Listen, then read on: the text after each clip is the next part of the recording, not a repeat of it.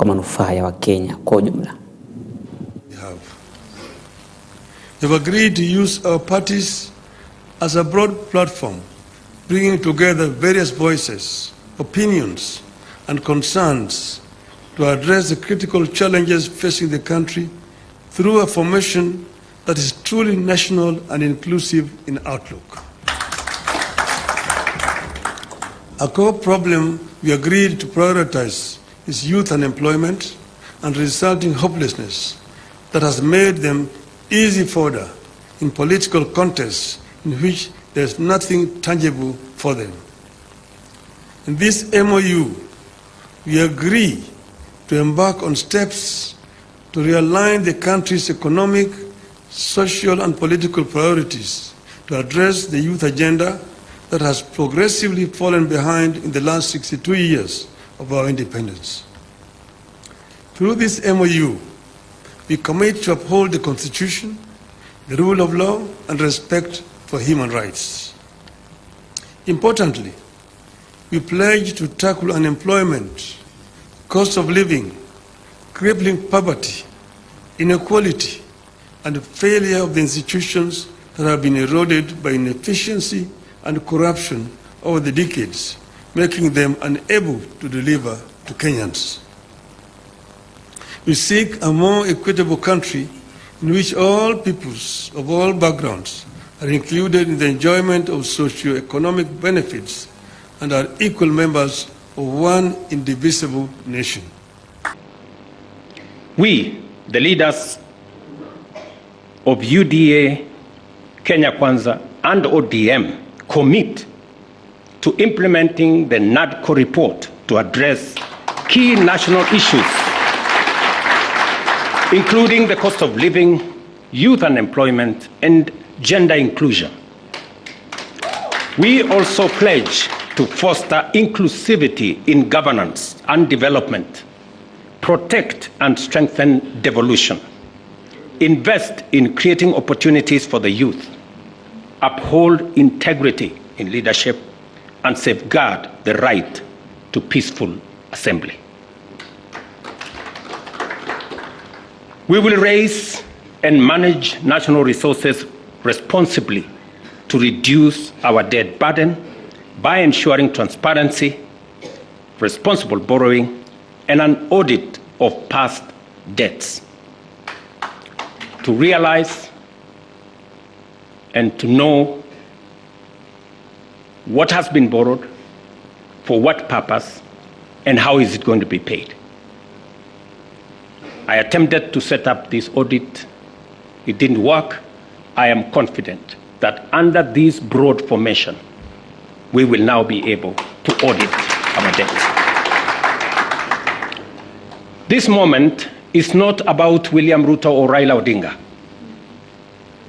This agreement, this memorandum of understanding is not about sharing positions or winning elections. It is about the people and the interests of Kenya. That is what is significant. To me, the interests of this great nation. We have talked about Kenya of potential for far too long. It is now time that we close ranks as leaders. Na mtazamaji, viongozi kutoka vyama hivyo viwili akiwemo mwenyekiti wa UDA Cecily Mbarire na gavana wa Mabe Gladys Wanga ODM walitetea hatua hiyo kwa kuitaja ya kufana katika kujumuishwa pamoja na hususan kwa manufaa ya wananchi. Mbarire amesema hakuna saini iliyotiwa kwa minajili ya nafasi za ajira kwa serikali miongoni mwa vyama hivyo viwili, bali kushughulikia matakwa ya Wakenya. Hata hivyo, akisema kwamba hatua hiyo itaondoa siasa za kikabila na kuangazia masuala muhimu yanayomhusu mwananchi wa kawaida.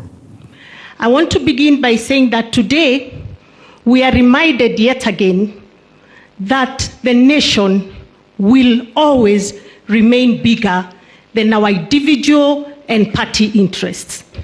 That indeed, at no time will our individual and party interests become more important than those of the nation. I am happy that today, after a lot of rumors in the media, we are not signing an agreement behind closed doors in some private space.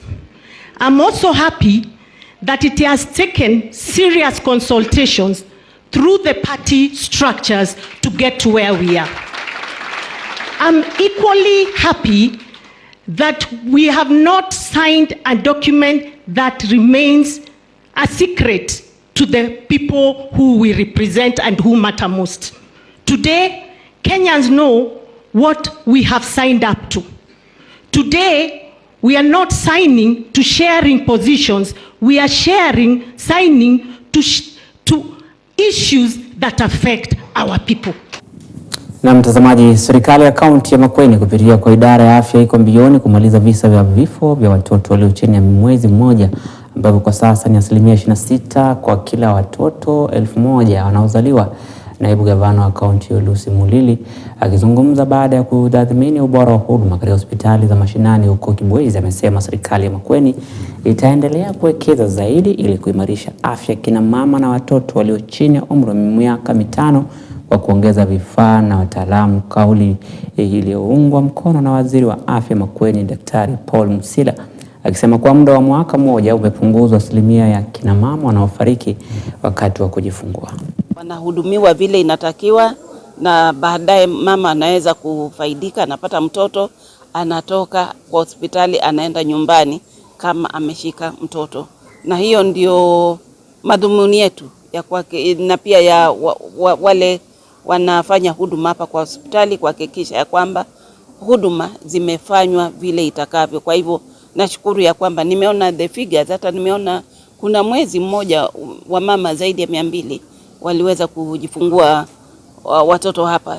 Tumeweka mikakati ndio tuhakikishe kwamba hii haitaendelea kuwa ndio case. Ni kwamba daktari, nurses wale wako maternity vile tumewatrain kwamba wanaweza kuhandle huyo mama ambaye anajifungua, vile wajue vile watashughulikia mtoto akishatoka, kama kuna matatizo yote, kama ni shida ya kupumua ama nini, wanajua sasa vile watafanya. Specialist pia tumeweza kuleta specialist wa watoto hapo, yule anaitwa pediatrician, kuanzia mwezi wa 12 ako hapa, na ameanza pia kuhakikisha kwamba si yeye peke yake kuna hiyo knowledge, ametrain timu yote vile wanafaa kufanya. Alafu sasa tutaongeza vifaa. Na mtazamaji, aliyekuwa mbunge wa Lego Usonga Emmanuel ametoa wito kwa serikali za kitaifa na kaunti kuchukua hatua madhubuti katika kuwasaidia wakulima kuhama kutoka kwa mazao ya dhamani ya chini hadi mazao ya dhamani ya juu yanayostahimili hali ya hewa. Yeye alisema kuwa utegemezi wa sasa wa kilimo cha mahindi na miwa alichoita mazao ya umaskini umepunguza uwezo wa wakulima katika ukuaji wa uchumi. Akizungumza katika shamba lake la kilimo karibu na Yala Swamp huko Siaya, ambako alikuwa mwenyeji wa wajumbe kutoka ardhi ya Choli nchini Uganda, yeye alisisitiza umuhimu wa kutumia mazao ambayo sio tu yanastahimili hali ya hewa bali pia yanastahimili hata hivyo mazingira ya maeneo hayo. Alitaja mazao hayo kama vile kahawa, kakao na mizeituni kuwa mifano kuu ya mimea yenye dhamani kubwa nchini. After being a politician, I realized the gaps in society. So I just decided that my farm is going to be an organic farm in the region. In Europe, and if you go to America, people go to these organic farms to learn, to get medicinal treatments, and all the products are there on the ground. We have just seen that we are able to grow cocoa. I'm producing cocoa berries in 2 years. In Nigeria, after 10 years when you get the first cocoa. But here we have shown that cocoa in 2 years, we can start producing cocoa in Siaya.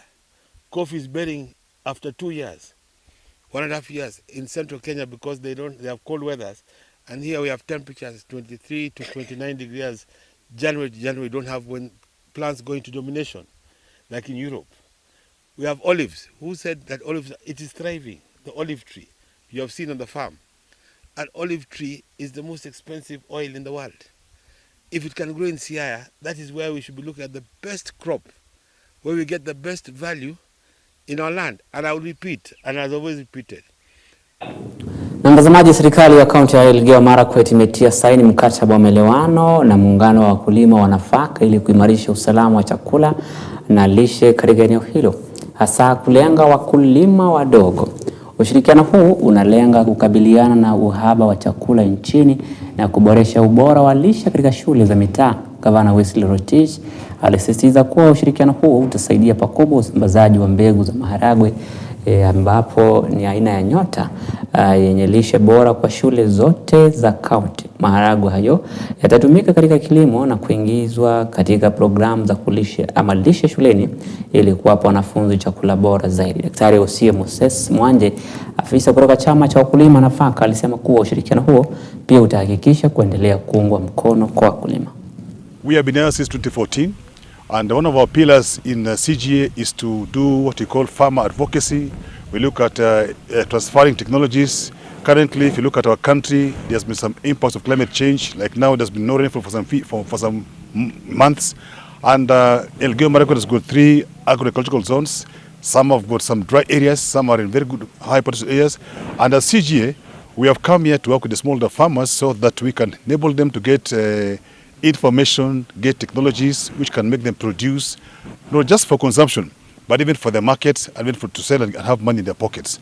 So we want to appreciate them, and also the other final thing that we have agreed with them is that they continue training our officers with the latest information on markets, latest information on inputs, latest information on agronomy, and they have agreed that they will also have them in one meeting, train our agricultural officers, veterinary, livestock, cooperatives, and even our ward administrators, so that they can be able to be talking to farmers. Anytime they talk to farmers, they are talking to farmers from an informed perspective, because that is the missing link in wealth creation policy, where information is not getting to the intended persons and training does not get to the intended people. So CGA program is actually going to bridge that gap, and we will work together as Elgeyo Marakwet County and CGA to ensure that the farmer of Elgeyo Marakwet smiles all the way to the bank.